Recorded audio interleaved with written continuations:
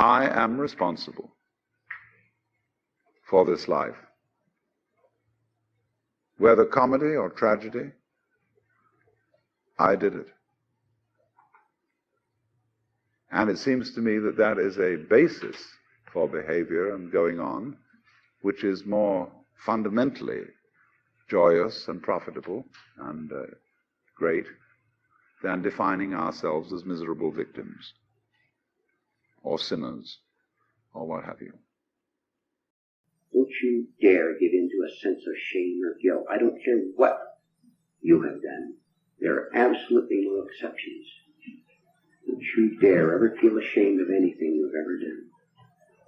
Because that is condemnation.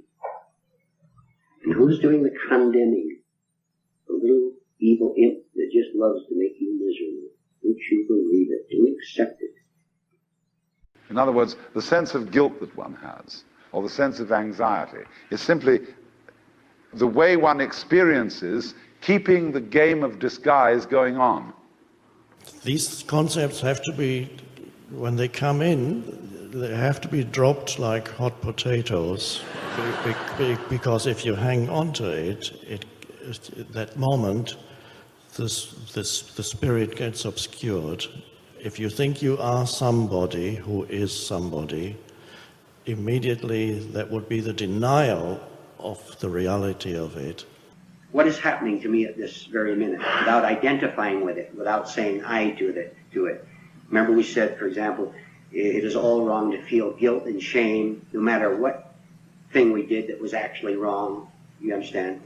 Because this is identification. If I can see the guilt but refuse to identify with it, in order to identify myself at least a great sinner, then that is good work. I let it go. It is a kind of intellectual jujitsu, or judo. It is a process in which, by simply waiting, we will almost certainly finally know the truth. We do not need to impose our own judgments.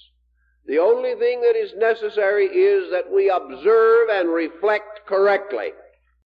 It's very difficult to intellectually get to being because we identify with our perceptual experience, with our intellect, with our mind, with our ego identity. So it always seems a struggle till one day you stop struggling and you're there. The nature of thoughts, remember, is to flow. And I can be aware of it without trying to stop it. If I try to stop it in order to get a feeling of I'm in a state of fixation. And this is what neurosis is. Neurosis, say, you can use other terms if you want, is a state where thought has been clustered. And the man refuses to let go of that thought because he thinks, this is I, this is me. And help begins as we begin to let thoughts flow naturally as they're supposed to do.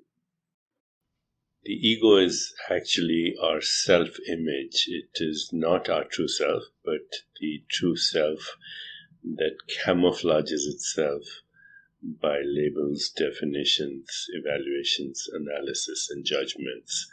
So when we create an identity based on an image, which usually represents the good and bad opinions of the world, then the sum total of that identity is referred to as the ego. The true self, of course, is the field of possibilities, the field of creativity, the field of intentionality, the field of power. Field, I say, because it's non-local. Just to the degree that we misunderstand anything, we are between ourselves and our own truth. And every form of misunderstanding leads to some kind of conflict, discord, pain, or sorrow. See, thought has produced tremendous effects outwardly, and it will discuss further on, it produces tremendous effects inwardly in each person. And yet the general tacit assumption in thought is that it's just telling you the way things are, not doing anything, and that you are inside there deciding what to do with that information.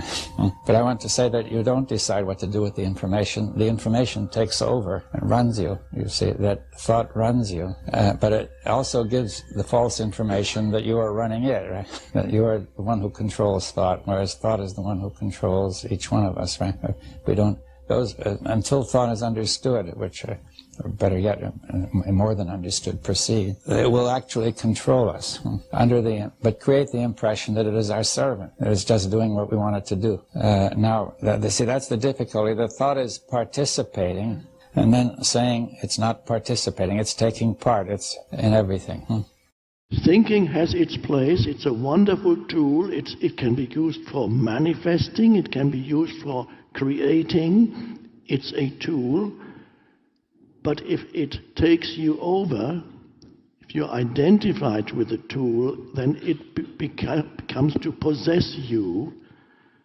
And that's a terrible limitation. The worst mistake I could make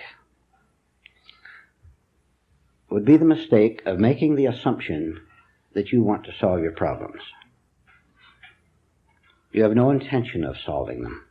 You have no wish to solve them. You don't want to learn how to solve them. You don't want to learn how problems come into existence. You don't want to learn how you keep them going through your own ignorance. Your ignorance has become your idol, your God, your object of worship for so long, so repeatedly, so devotedly, that you're not hearing me when I start talking, which I did, about the fact that you don't want to give up your problems at all. They're all you've got. However, if you could hear me tonight, you could lose all your problems and go out of here at 8:30 with no difficulties at all. Nothing to do, nothing to fight, nothing to cry about, nothing to worry about. No matter what happened to you out there,